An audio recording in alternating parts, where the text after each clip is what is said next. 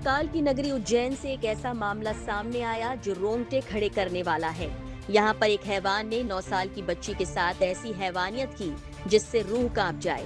Rape करने में नाकाम होने पर 9 साल की बच्ची की बेरहमी से हत्या कर दी।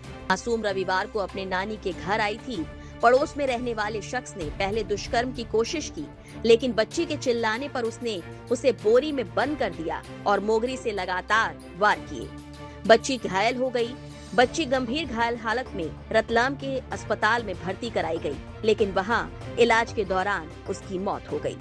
मामले में झूठ तब पकड़ा गया जब खाचरोद एसडीओपी ने खुलासा किया। डॉक्टर से बात करने पर पता चला कि बच्ची के शरीर पर गिरने के निशान नहीं हैं, उसे किसी चीज से मारा गया है। इस पर पुलिस ने आरोपी रियाज के घर से सबूत इकट्ठा किए। रियाज खान से सख्ती से पूछताछ की तो उसने सारा सच बता दिया। आरोपी रियाज के घर में बालिका मृत मिली है और बालिका को कुछ इस तरह से मारा गया है, किसी हार्ड ऑब्जेक्ट से मारा गया है। बालिका रियाज के घर में बेसुध मिली थी। उनके बताने पर हमने अपराध दर्ज करा और बालिका को फिर उपचार हेतु रतलाम रेफर किया। रतलाम रेफर करने के पश्चात हमने डॉक्टर से क्यूरीज करी, हमने एमएलसी प्राप्त करी। उसमें हमने चोट का प्रकार उनसे जाना। चोट के प्रकार जानने पर हमें पता चला कि जो इंजुरीज है वो हार्ड एंड ब्लंट ऑब्जेक्ट से आई है, किसी ऑब्जेक्ट के द्वारा मारने पर आई है।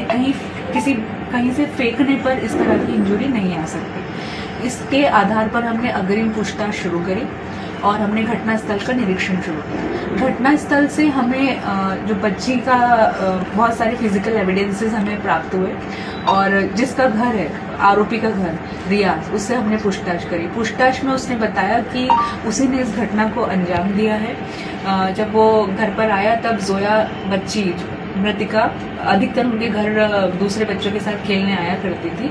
उस समय कोई नहीं थे घर पे, वो बच्चे नहीं थे घर में, केवल वो बच्ची थी और उसे अकेला पाकर के रियाज ने उसके साथ गलत काम करने का प्रयास करा।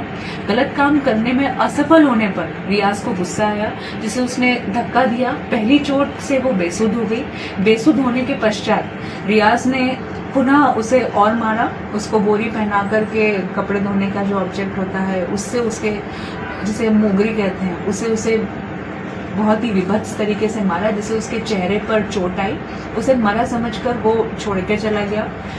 उसे फिर वो लौटा, वापस अपने घर लौटा। उसने देखा कि बच्ची की सांसें चल रही है तो उसे खुद ही डॉक्टर के पास लेके गया, उसकी नानी को अवगत करवाया और पुलिस और सभी को गुमराह करने का प्रयास किया। रियाज ने पुलिस को बताया कि घर में कोई नहीं था। बच्ची घर आई तो उसे अकेला पाकर गलत काम करने की कोशिश की। वो चिल्लाने लगी और हाथ पैर पटकने लगी। गुस्से में आकर उसे धक्का दे दिया। वो जमीन पर गिरकर बेसुध हो गई। बच्ची रविवार को स्कूल छुट्टी होने के कारण अपनी 2 बड़ी बहनों के साथ नानी के घर आई थी। घर के बाहर खेल रही थी। काफी देर तक जब नहीं लौटी तो नानी और उसकी बहन को भेजा गया, लेकिन वो कहीं नहीं दिखी।